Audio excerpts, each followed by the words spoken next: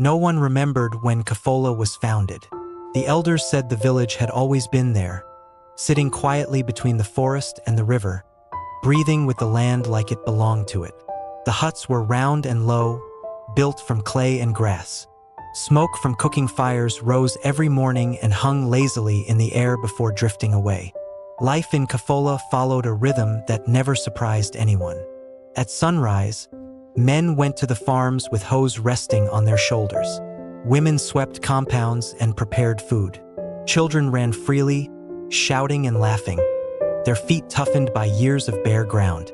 In the evenings, people gathered outside their huts, sharing food and stories while the river whispered nearby. Amari loved those evenings. He was 12 years old and smaller than most boys his age, but his eyes missed nothing. He noticed how people spoke differently when they were afraid, how silence could be louder than drums, how the forest seemed to hold its breath before heavy rain. While other boys wrestled and chased lizards, Amari sat close to the elders, listening. "You ask too many questions," his aunt often told him, but Amari did not know how to stop asking. The trouble began quietly. First, it was just one child, a girl named Sadia, no older than 5. She stopped playing. She lay on her mat all day, her body burning like she had swallowed fire. Her mother thought it was a normal fever. She brewed herbs. She prayed. She waited. By nightfall, red spots appeared on the child's face. By morning, the girl could not sit up. Mama Lami, the village healer, was called. She was old, with hands marked by years of grinding leaves and roots. She examined the child, frowned, and worked quickly. But even as she worked, her face showed doubt. The fever did not break. 2 days later, Sadia died. The village mourned, but they did not panic. Children died sometimes. Life was fragile, and everyone knew that. They buried the girl, spoke prayers, and tried to move on. Then another child fell sick. Then another. This time, Amari noticed. He noticed that the fever always came first. Then the rash. He noticed that the sick children had played together days earlier, shared food, shared breath. He noticed that Mama Lami's medicines were failing, no matter how carefully she prepared them. Within a week, fear entered Kofola like an uninvited guest. Mothers no longer allowed children to wander freely. Laughter disappeared from the paths. At night, instead of stories, there were whispers. People spoke of curses, of angry ancestors, of punishment. "The spirits are displeased," one elder said. "Someone brought this upon us," another replied. "Perhaps the gods demand a sacrifice." A voice whispered from the back. No one answered. No one needed to. The thought alone was enough to make the air heavy. Mama Lami said little. She worked until her back ached and her voice became hoarse from chanting. Still, children kept dying. Amari watched his friend Bako grow thin and weak in just 3 days. When Bako died, Amari could not sleep.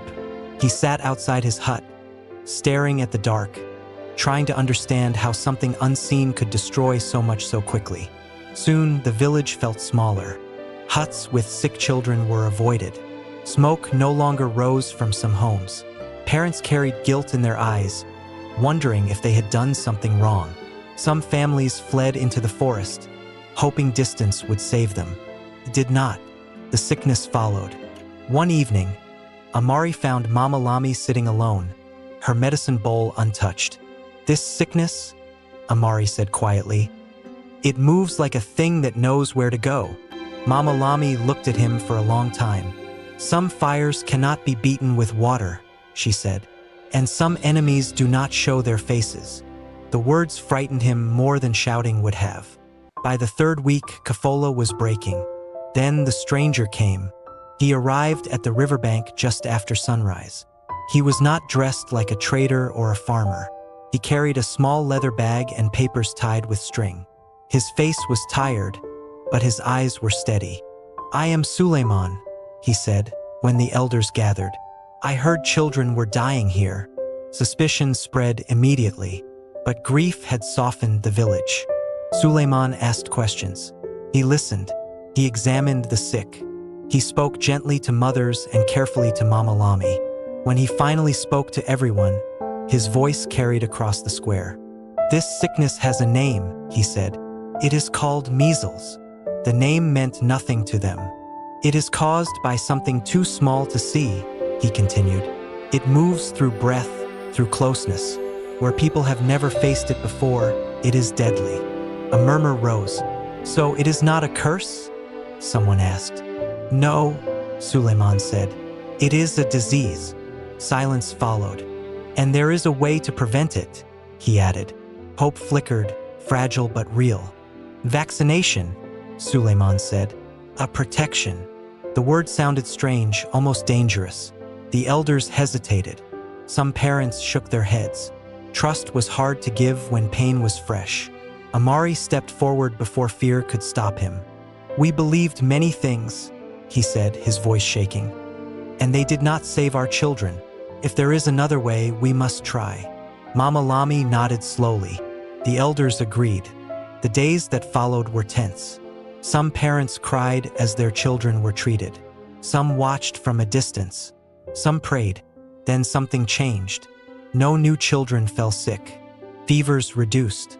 Rashes faded. Death loosened its grip. Weeks later, laughter returned. Kofola survived, but it was not the same. Graves remained. Memories stayed sharp. Amari grew older carrying those memories. He never forgot how fear almost destroyed them and how understanding saved them. Years later, when people spoke of sickness as punishment, Amari would shake his head. "Some fires burn in silence," he would say, "but they can still be put out." And Kofola remembered.